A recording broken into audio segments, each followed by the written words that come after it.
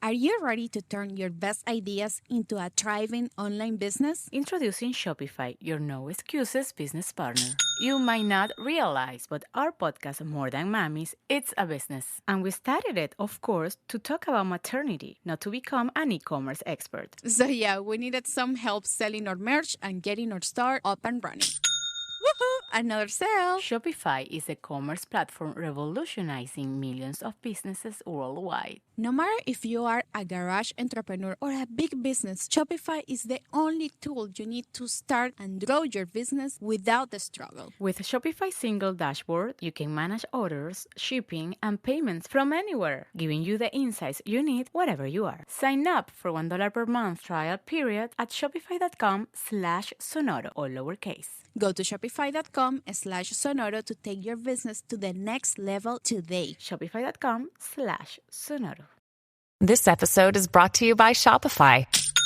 Forget the frustration of picking commerce platforms when you switch your business to Shopify, the global commerce platform that supercharges your selling wherever you sell. With Shopify, you'll harness the same intuitive features, trusted apps, and powerful analytics used by the world's leading brands. Sign up today for your $1 per month trial period at shopify.com/tech, all lowercase. That's shopify.com/tech.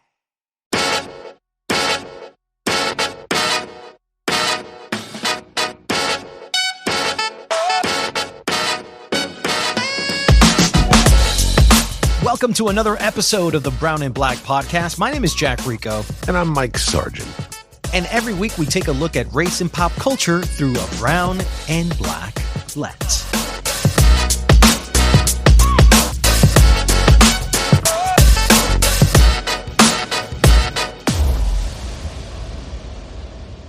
We are very pleased today to welcome our very special guest, Kimberly Bryant, founder of Black Girls Code and the Black Innovation Lab, which is a Memphis-based accelerator focused on supporting socially and economically disadvantaged entrepreneurs and innovators in Memphis, Tennessee, where she currently serves as CEO.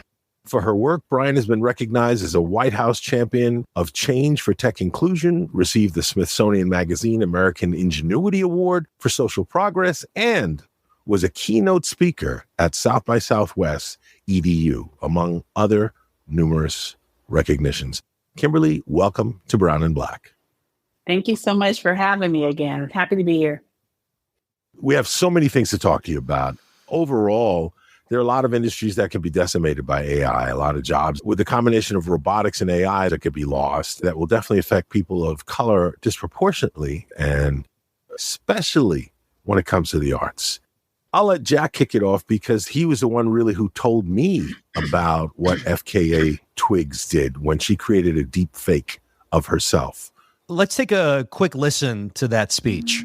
I'm here because my music, my dancing, my acting, the way my body moves in front of the camera and the way that my voice resonates through a microphone is not by chance.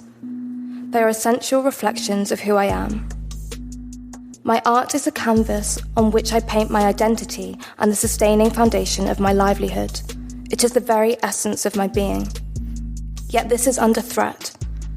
AI cannot replicate the depth of my life journey, yet those who control it hold the power to mimic the likeness of my art, replicate it, and falsely claim my identity and intellectual property. This prospect threatens to rewrite and unravel the fabric of my very existence. We must enact regulation now to safeguard our authenticity and protect against misappropriation of our inalienable rights. What is not acceptable is when my art and my identity can simply be taken by a third party and exploited falsely for their own gain without my consent due to the absence of appropriate legislative control and restriction. So, Kimberly, I want to get your thoughts on this because you're the perfect person to talk about this. This is a Black woman, an artist, who is pleading that AI is a threat on her artistry. She talked about art being her canvas of her identity, the extension of it, the digital replica of it.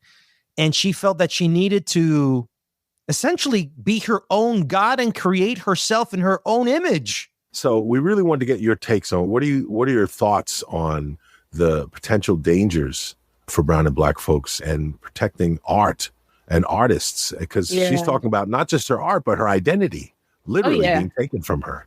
I think the most recent, very public example of this that we've all witnessed, especially those of us that are in hip hop fans, was the beef between Kendrick Lamar and Drake, where Drake used a replication of Tupac's voice in his song Tailor Made Freestyle. And that sent everybody in an uproar. Like hip hop fans went in uproar. He got a quick little cease and desist from the Tupac estate.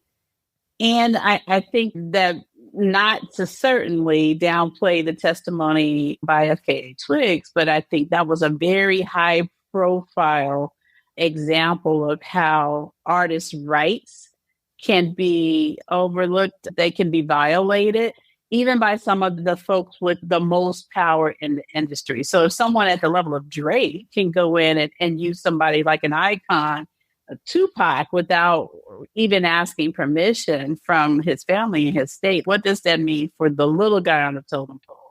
And so I think when I see a lot of the feedback from artists, both visual artists, musicians, writers, around the threats of AI, it goes back to the notion, like, who owns my intellectual property? Who owns my data?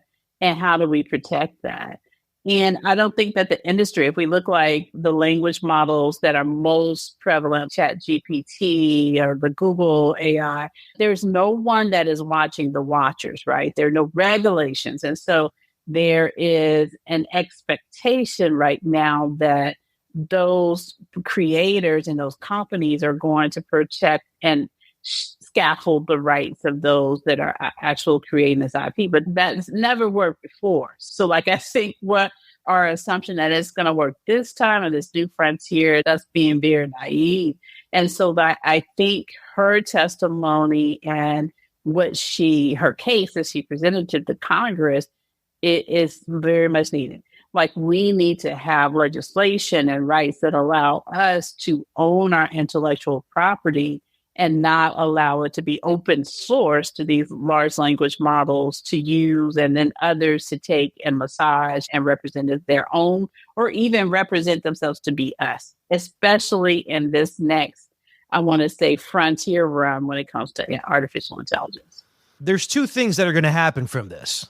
Laws are going to get made, and we're going to regulate AI ethically, or we're not.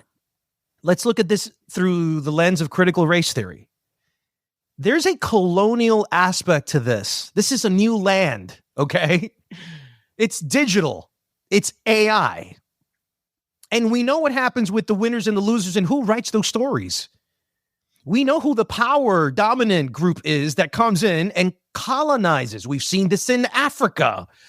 We've seen this all over Latin America. I think that the challenge here is this whole notion of money and power, right? And so, like, we were having this conversation online on social media on some of my accounts a few days ago, like, yeah, this really is about money and power, because when money is becoming prevalent in this space, then it's like a gold rush now. Like, a couple years ago, it was the blockchain and crypto, and now the new kid on the block is artificial intelligence. And so I think that we're seeing many times, like, those voices and the canaries in the coal mine that are saying, like, hey, we need to be cautious about this. There's the intellectual property. There's the misuse of how artificial intelligence can be weaponized, especially against communities that are marginalized. All those things get muted in this gold rush because everyone sees that is where all the money is flowing. And so they minimize the real threats until we can't minimize those threats anymore. We saw that in crypto. Like, I see that happening with artificial intelligence. There was an article that I saw a couple of weeks ago that someone shared with me about the supercomputer that is the backbone of GPT, and it's in some remote place in Iowa. It came out and someone was given an interview, and it uses an exorbitant amount of natural resources because the supercomputer uses energy and it's hot and uses all this water.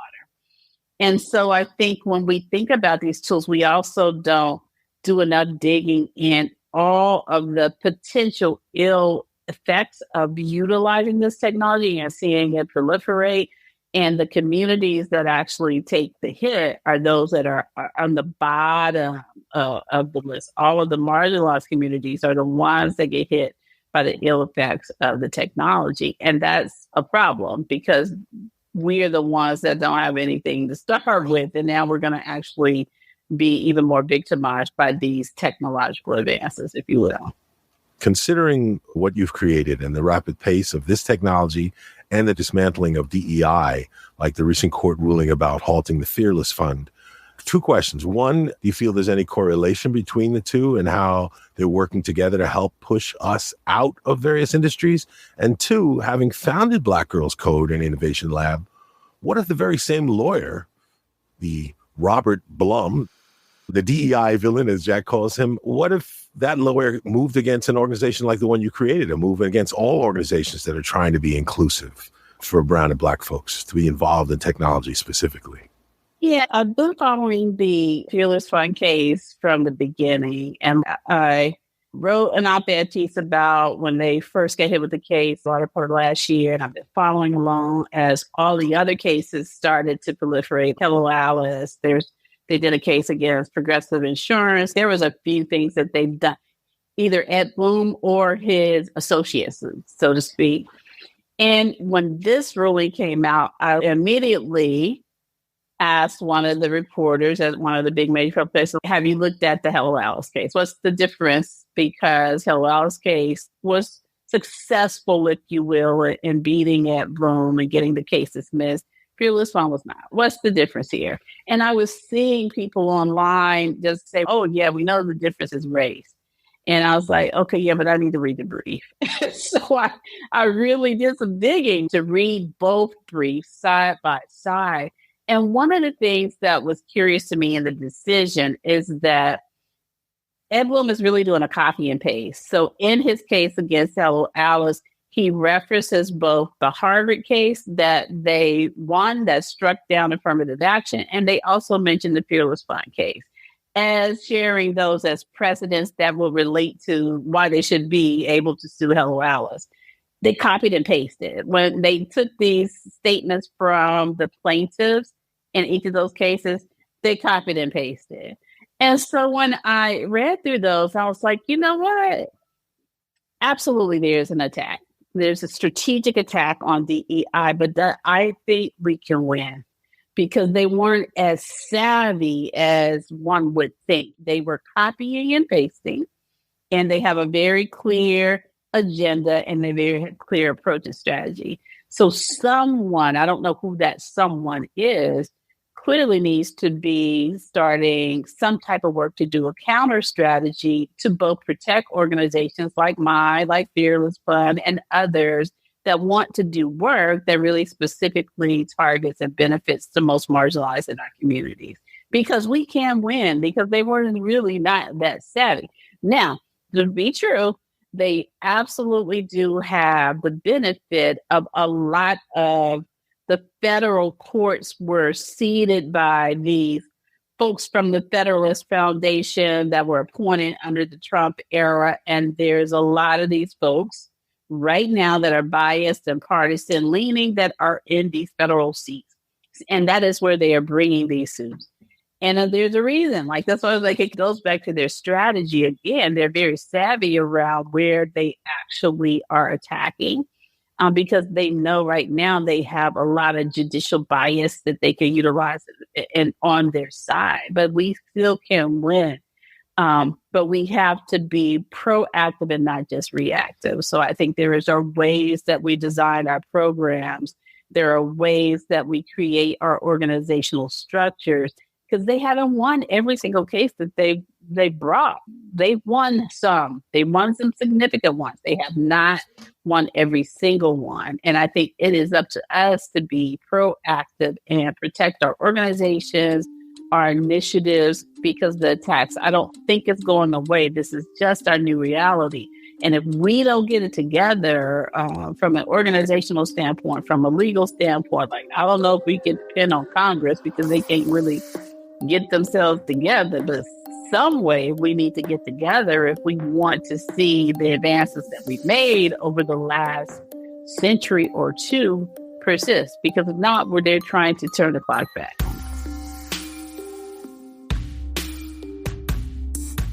Kimberly, I'm looking at this guy like Edward Bloom. This is the villain Judge Dredd.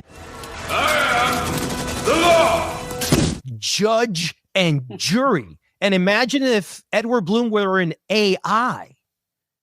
Okay? Which, by the way, let's just look at the future like that. The thing about AI is that it has vulnerability. So in my mind, I'm like, everything has vulnerability, even AI. And people, if you cut and paste AI, that's probably not a good thing to do, because it definitely has incorrect data in it, because it's just scraping data from the internet. And that's how that model is built. There are vulnerabilities in everything. So I don't see Ed Bloom as the big bad wolf, not to me. Especially after I read those briefs, I was like, really? That's it? I'm right. like, no. But I think we should look at the future implications. And I'll give you a really quick anecdote and just take that anecdote and blow it up on a general federal national level. I'm heading out to California for my birthday. And I'm at the airport. I bought my business class seat because I was going to celebrate my birthday, Kimberly. I was going to have fun. I was going to go top dollar. That was my special happy day for me. All of a sudden, I'm right there at the gate door when I hear my name called. Jack Rico, can you please come to the front? Hey, how you doing? Now, I had paid already for my ticket.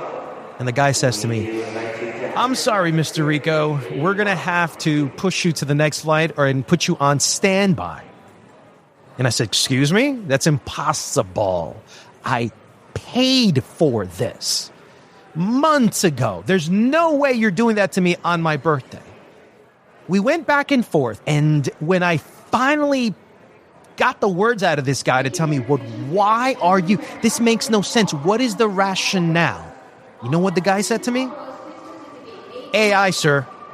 It made a choice. And it looked like we had overbooked the plane. So AI made the decision based on all the factors that you had, essentially your status ranking. And it diminished me into feeling like a second-class citizen on my birthday. It wasn't the man who said, yeah, I'm making the decision here. It was an AI decision. One day in the future, when we walk into a courtroom, the judge will be an AI judge. And the rules and regulations are all going to be interpreted by the AI judge, whoever manipulates that. So if I'm already on my birthday getting pushed out, feeling like a second-class citizen on an airplane, imagine what this will do to people of color on a grand scale. Health insurance, your financials, your freedom, your speech, everything. AI can say, well, in 1994, when you were a little girl, you had said this on this platform, and that counts against you now too. So how can we stop that future from happening now? I don't know that we can. To be honest, I don't know that we can, because part of that is the nature of the beast. Artificial intelligence is not really artificial intelligence. It's fed intelligence or fed data that then extrapolates information from that data and makes decisions, to your point. And I don't know how we change that. But I think this is only the first step. But the whole, I want to say, objective and mission of these companies and these icons and AI is to create this super intelligence that goes even beyond what we see the risk of what we have now. And I think that's when we look at what's happening in like OpenAI and like a lot of the researchers and chief scientists and CTO who left, Those are the things that make me uncomfortable where I can't sleep at night, because I'm like, oh, what is it that they see coming down the pathway from the inside that we don't know? And that's the thing to me that's really scary. Like, it's the devil I know versus the devil I don't.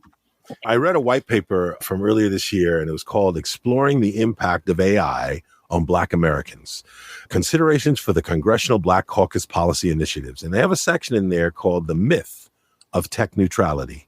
And it says technology is never neutral. It reflects and reinforces the values of those who develop it. AI can inherit racial biases from historical data sets. And what's scary about that is basically, look, just like many systems, we were talking about what's happening with DEI. They're using the very laws that were created to protect us against us. So it's the reinterpretation of information, and those who created, like you said, the scraping, where they're getting it and what's out there. There's a proliferation. I don't know if I read just today how they had to, one of these AI platforms had to stop asking political questions because they couldn't get the AI to acknowledge that Biden won in 2020. Now that's disturbing to me. Well, yeah. So, adding to what you're saying, Mike, it's if you extend that into media, now you see more right-wing Republicans buying media companies that are shaping the narrative of what mainstream information is going to sound like. Bingo. You put those two together, Kimberly, and you have AI, because Vivek Ram was, I'm sorry, I can never say his last name properly. Ramaswamy. So excuse me. Yes. Excuse me, Vivek. Ramaswamy, yes. But he put, I think, 7% of his own money into BuzzFeed. And all he wants to do now, because there was this leak, that conversation he had with Elon Musk in a big meeting where they were all talking about how they were going to make the media right-wing mainstream now. Like the goal is that in 20 years or whatever, instead of listening to liberal news, we will be listening to right-wing news. Like, I always come back to the same answers. Like, we have to be knowledgeable. We have to understand the tools. I think I've said this before on when we've spoken, like the whole code or be coded mantra, like, is that, and not necessarily from the frame that everyone needs to know the code, but everyone needs to know at least something about the algorithms that are behind the code. I think that's very important, especially for us as people that come from historically marginalized communities, because we fail to know enough to understand when we're being exploited time and time again. And so, like, I'm always like a little, I guess annoyed would be the right answer to say when I see those of us that are supposed to be leading our folks that get, caught up in the gold rush and say, oh, no, we shouldn't be afraid of AI. Like, it's going to be the best thing. It's going to be equal. No, not necessarily. Like, it could be that, but we can't sell something to our people that gives them a false promise of hope when it really is probably has more risk than it has potential rewards for our people. Like, somebody's going to benefit from it, but it doesn't necessarily mean it's going to be us. Same thing when I saw the news about Elon Musk coming to Memphis. I'm building Black Innovation Lab in Memphis. Is that a good move for Memphis? Like, from a yes, it is. From a visibility, from having a major technology company coming to Memphis, yes, it is. It's a validator, if you will. But then I also wonder about, but does the community understand, like, he's building a major supercomputer in Memphis. Like, this is a community that has been under-resourced historically. Supercomputers take resources. Like, maybe it'll be okay since it's on the Mississippi River. That's a major natural resource. But where else is the community perhaps maybe have a negative impact? We have to be able to look on both sides and not just see everything that happens from a technology and from an innovation standpoint as being an advancement opportunity, because maybe it is, but there are also drawbacks to that, especially for communities that are under-resourced.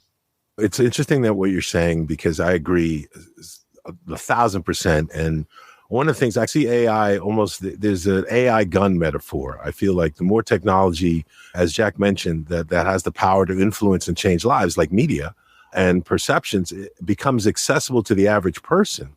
Jack sent me an article today as we were getting ready for the show, how one of the things that's happening on TikTok is that people are putting their face on other creators' bodies and then making money from the work that face swapping. To me, I feel like the more accessible it comes to the average person, the more it can be weaponized. And it's almost like gun laws, where they just passed a law in Louisiana that goes into effect July 4th, where if you're a teenager, anyone over the 18 just can carry a gun, open carry, and that's it. Right. And I feel like AI is metaphorically similar. It's too powerful a weapon that can be used against people of color. That's my fear. And like she said, we have to have legislation because we're on the front line. We're going to be the canary in the coal mine. We're the ones who's going to get exploited first. You look at an industry and you know the answer to that question. So just wanted to know your thoughts on that. Do you agree that with that metaphor, or am I being too extreme? No, I agree with that wholeheartedly, because I was on a panel that we were actually talking about education in light of the anniversary of Brown versus Board of Education. And we touched on some of the impacts of technology and this whole, I want to say, advancement in the tools for, I don't even know what you call these TikTok tools, but similar to your point, I was like, yeah, like they have these TikTok tools now where you can basically record with your face, but your face can be changed to look totally different. Like, once that recording goes live, and I was like, the technology is good. And it really creates an opportunity for these deep fakes that could be nefarious. Yeah, it might be easy to use this tool now if I want to record something and put a full glam on being the tool. But then again, the potential negative impacts of it, and it's good technology. Not only that it's good, but it's so easily accessible. And so that's the thing that I think about. Exactly. Not only are these tools becoming more powerful, they're also becoming more accessible. And that there is no limit on who can use those tools. Just like the same situation we're saying with gun laws. Yeah, where we have this really epidemic of gun violence in the U.S. and many of us have been like really pushing for legislation for gun control. But that, to your point, this is a different weapon that could be used just as lethal as potentially a gun.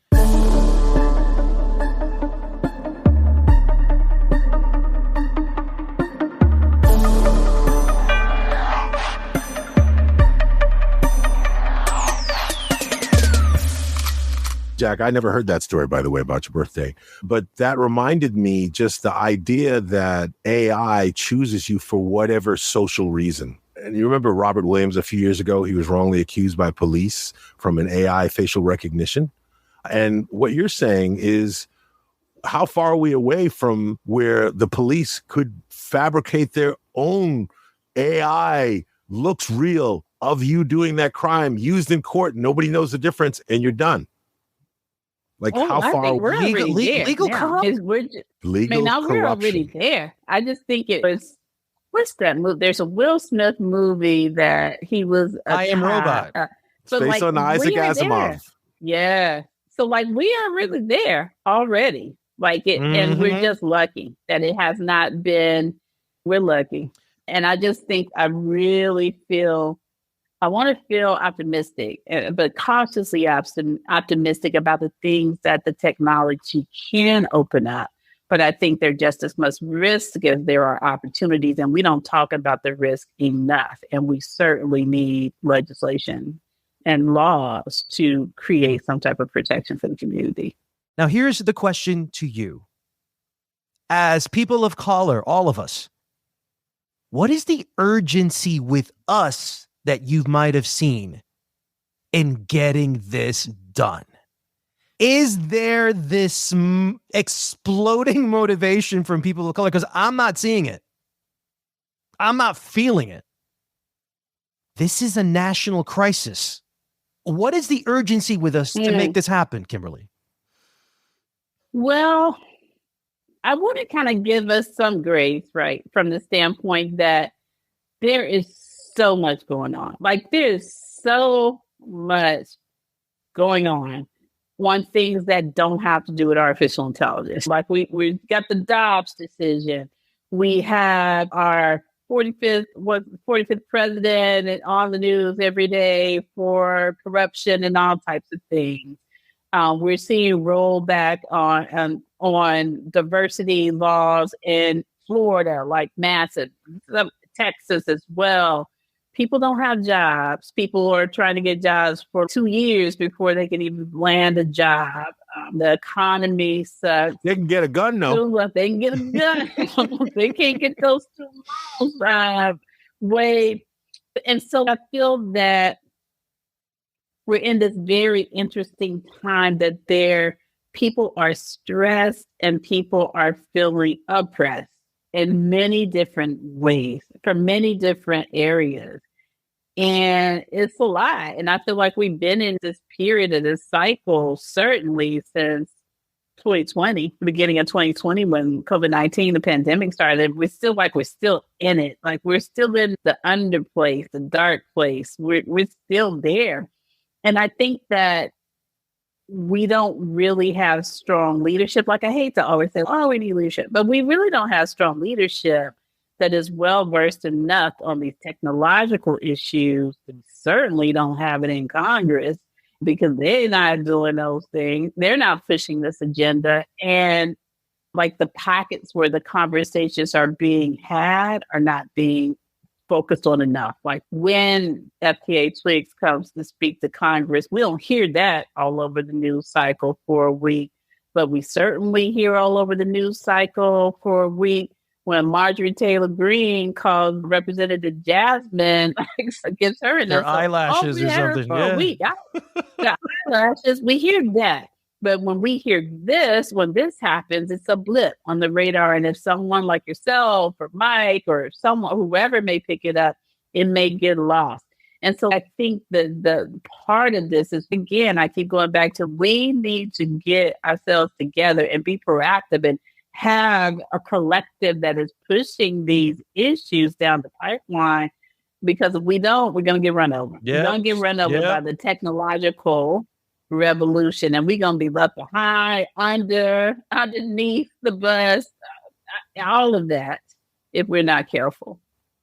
All right, I'm ready to vote for Kimberly. That's going to start the campaign. Because, and to Jack's point, and I guess maybe you've answered it just by saying we lack the leadership, because I feel AI holds the potential to deepen racial inequalities, or conversely, to deeply benefit brown and black communities. Like a double-edged sword. And we're in an election year. It's double-edged sword, but we're in an election year, and no candidate is talking about AI. It's not a talking point for anybody. Incredible. Everybody knows what's going on, but it's not on anybody's agenda.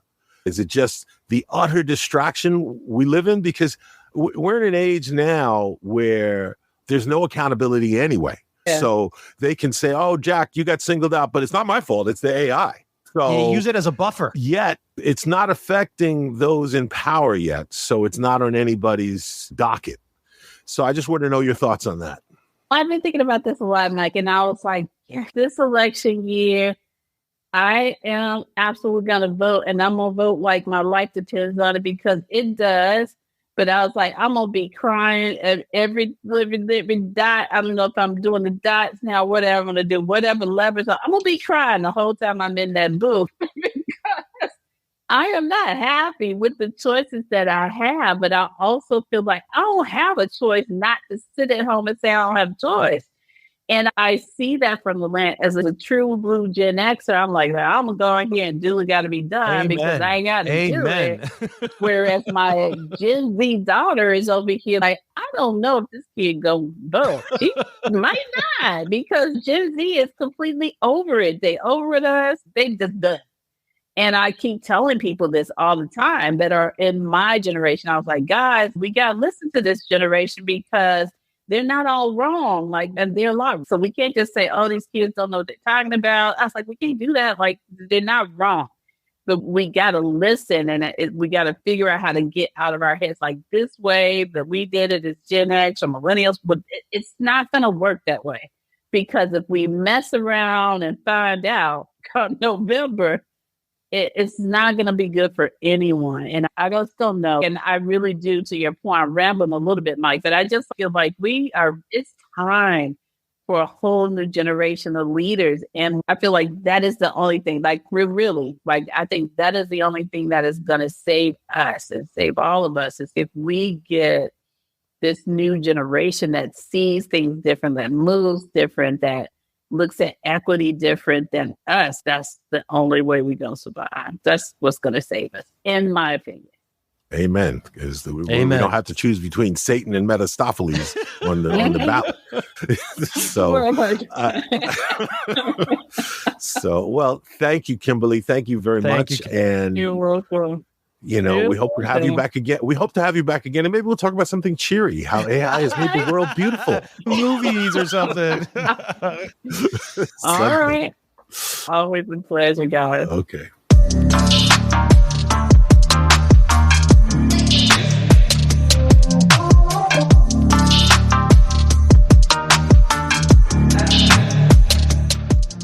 That's it for this episode of Brown and Black. If you would like to support this podcast, please subscribe and leave a review. Your help will allow us to be heard by many more people. You can follow our comments and opinions on @BrownBlackPodcast on Instagram and YouTube.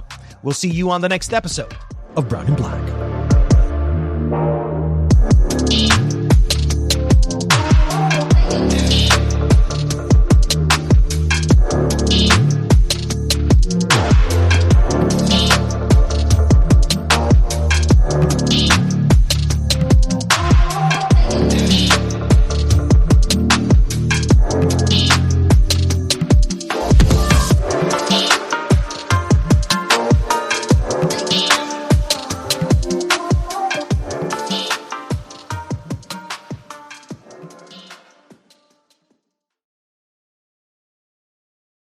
What's up, everybody? Your boy Bert Kreischer's throwing the biggest party of the summer.